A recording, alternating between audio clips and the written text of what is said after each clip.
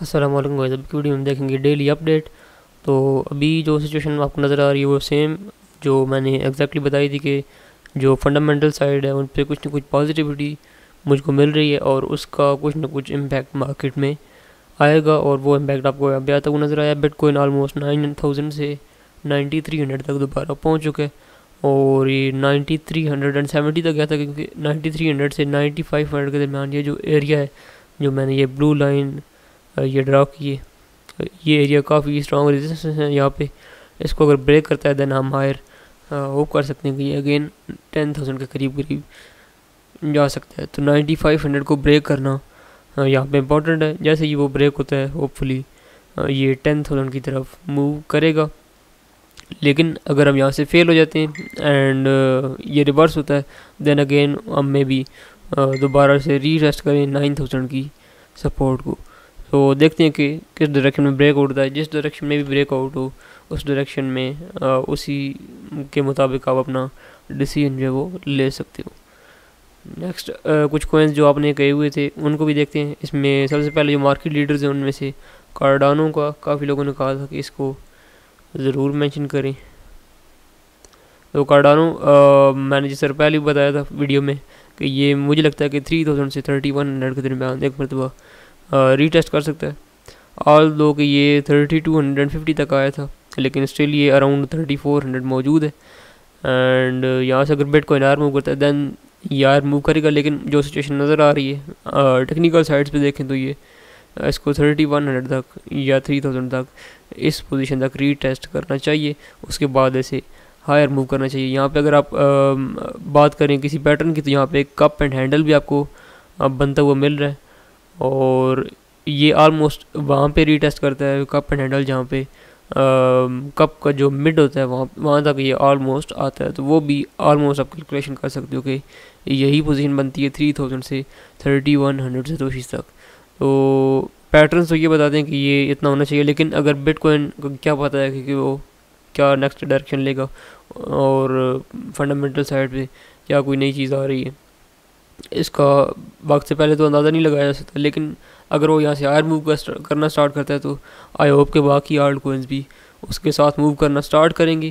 क्योंकि जब कल मूवमेंट हुई थी, अपवर्ड मूवमेंट स्टार्ट हुई थी बिटकॉइन में, अगर आप देखें तो कल ऑलमोस्ट ये 9000 के अराउंड तक गया था। और जब हायर मूवमेंट स्टार्ट हुई तो उस वक्त स्टार्ट होने से पहले जो डोमिनेंस थी वो 36.9% या आप ऑलमोस्ट कह सकते हो कि 37% पे थी। लेकिन हायर मूवमेंट होने के बाद ये 36.4% तक आ गई थी, यानी 0.6% कम हुई सिर्फ $300 की मूवमेंट से। तो आप कंसिडर कर सकते हो कि बिटकॉइन जैसे जैसे हायर मूव कर रहा है ऐसे ऐसे डोमिनेंस जो है वो कम हो रही है। ठीक है। सो अगर बिटकॉइन यहाँ से टर्न अप करता है और ब्रेक कर देता है इस रेजिस्टेंस को 9300 से 9500 की जो रेजिस्टेंस है, इसको अगर ब्रेक करता है देन जो आल्ट कोइंस हैं वो विद बिटकॉइन मूव करेंगे। तो ये सारी सिचुएशन है यहाँ पे। बाकी एक और इम्पोर्टेंट जो कोइन है वो है G classic. G classic as a project मैं इसको लाइक नहीं करता। मैं ये नहीं समझता क्योंकि बहुत आउटस्टैंडिंग प्रोजेक्ट है। इसमें बेसिकली क्या हुआ, पिछले दिनों में काफ़ी हाइप क्रिएट हुआ। इसकी कोई न्यूज़ थी जिसकी वजह से काफ़ी लोगों ने यहाँ पे बाय इन किया एंड ये आ गया। एंड जैसे ही न्यूज़ एग्जीक्यूट हुई उसके बाद ये बिल्कुल डाउन आ गया, ऑलमोस्ट 50% अगेन करेक्ट हुआ। और ये pure pump and dump coin है। एज अ प्रोजेक्ट मैं इसको बिल्कुल भी पसंद नहीं करता। अब इसकी हिस्ट्री भी बेशक यहाँ पे अगर आप निकालो, ये डेली चार्ट आपको नज़र आ रहा है, आपको नज़र आ रहा होगा प्योरली पंप एंड डंप है। Sudden dump, pumps, dumps and again pumps. ये आप देखें एक काफ़ी स्ट्रॉन्ग पंप था, उसके बाद कितना ये हुई डंप आया, फिर रिसेंटली ये पंप हुआ अगेन ये हुई डंप।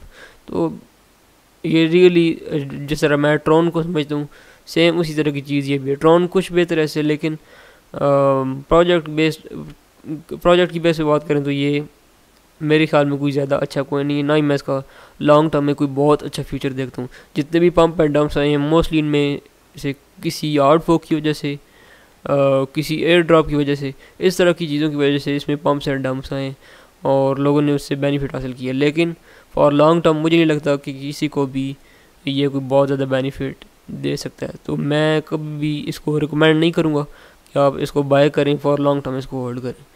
तो जी क्लासिक मैं इसको रिकमेंड नहीं करूँगा, ठीक है जी। और ये सारी अपडेट थी आल्ट कॉइन्स की और बिटकॉइन की। बाकी कोई आल्ट कॉइन आपके माइंड में हो तो वो नीचे कमेंट बॉक्स में बताइएगा, मैं उसको नेक्स्ट वीडियो में मेंशन कर दूंगा।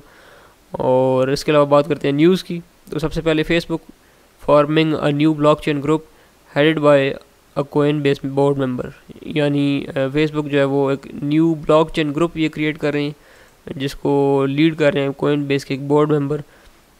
अब इसमें बेसिकली ये चेक करें, ये आप यहाँ पे स्टडी कर सकते हो, रीड कर सकते हो। I am setting up a small group to explore how to best leverage blockchain across Facebook starting from scratch, यानी ब्लॉकचेन को फेसबुक में किस तरह से यूज़ किया जा सकता है। मैंने बताया था पहले भी कई वीडियोज़ में मैंने मेंशन किया था, जिनके बारे में मैंने जिन वीडियोज़ में मैंने ब्लॉकचेन के बारे में कुछ एक्सप्लेनेशन दी थी, उसमें बताया था कि इन फ्यूचर इंटरनेट को ब्लॉकचेन रिप्लेस भी कर सकते हैं, यानी जो इन्फॉर्मेशन है इंटरनेट पे उसको हम ब्लॉकचेन पर भी ला सकते हैं।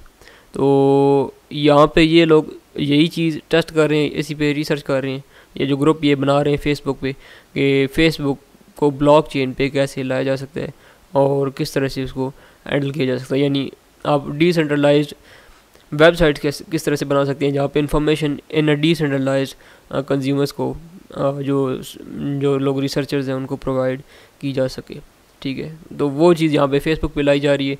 अगर फेसबुक को भी डिसेंट्रलाइज किया जाता है तो ये एक बड़ी अहम चीज़ होगी ब्लॉकचेन के लिए, ये काफ़ी इम्पोर्टेंट चीज़ हो सकती है। और इससे एक और चीज़ साबित होती है, वो ये कि जिस तरह चार्ली मंगर और इसके अलावा वॉरेन बफेट्स, इसके अलावा बिल गेट्स, जिन लोगों ने कहा था कि बिटकॉइन जो है वो कोई ज़्यादा अच्छा कोइन नहीं है और ये इन फ्यूचर इसका कोई ख़ास फ्यूचर नहीं है, और काफ़ी बुरी चीज़ें उन्होंने इसके बारे में कही हुई थी।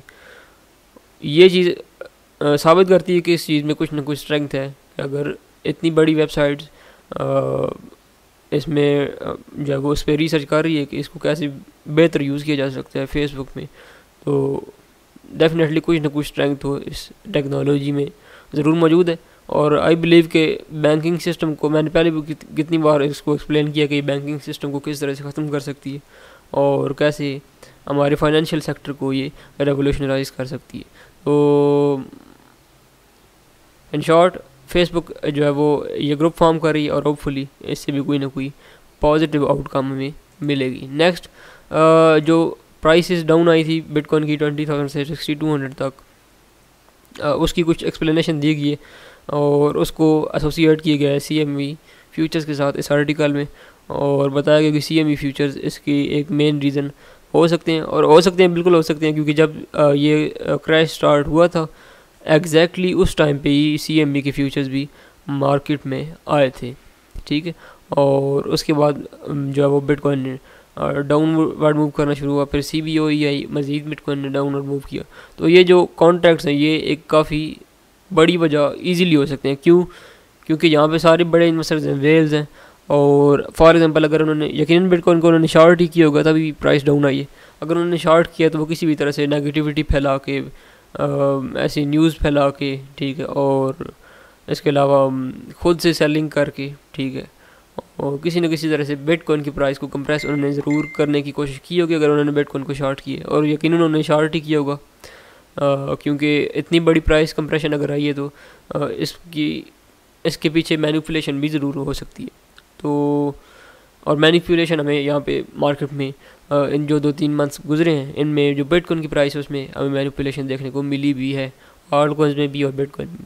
तो ये काफ़ी हद तक हम कह सकते हैं कि ये एक रीज़न हो सकती है कि CME की फ्यूचर्स जो हैं वो उन्होंने प्राइस को डिक्लाइन किया होगा। नेक्स्ट यहाँ पे एक आर्टिकल है जो कि बता रहा है कि क्रिप्टो करेंसीज़ की जो डोनेशंस हैं बिटकॉइन की, एथेरियम की, रिपल की, या सैन फ्रांसिस्को में होमलेसनेस के लिए इसके लिए डोनेशंस जो है वो स्टार्ट की गई, और इसमें ऑलमोस्ट $14 मिलियन की जो है वो आप यहाँ पे जो है वो चैरिटी इकट्ठी की गई है जो कि होमलेसनेस को फाइट करने के लिए यूज़ की जाएगी। और ये चीज़ शो करती है कि main stream adoption digital currencies की किस हद तक हो रही है और ये कितने राइज पर है, ठीक है। तो मैं होप कर रहा हूँ कि अगर इसी तरह से जिस तरह मैं अभी पिछली 2-3 वीडियोज़ में मैंने मेंशन की है, 2 से 3 ऐसी जगह जहाँ पे आप कह सकते हो कि डेली लाइफ में बिटकॉइन और क्रिप्टो करेंसीज बाकी डिजिटल करेंसीज का यूज़ होना स्टार्ट हुआ है। तो इस तरह की एडॉप्शन अगर हम लाइव देख सकें और ये इसी तरह से इंक्रीज़ होती रहे तो होपफुली ये क्रिप्टो करेंसीज के लिए इन फ्यूचर काफ़ी पॉजिटिव साबित होगी। और यही सारी अपडेट थी आज के लिए। दैट्स इट, मिलते हैं नेक्स्ट वीडियो में।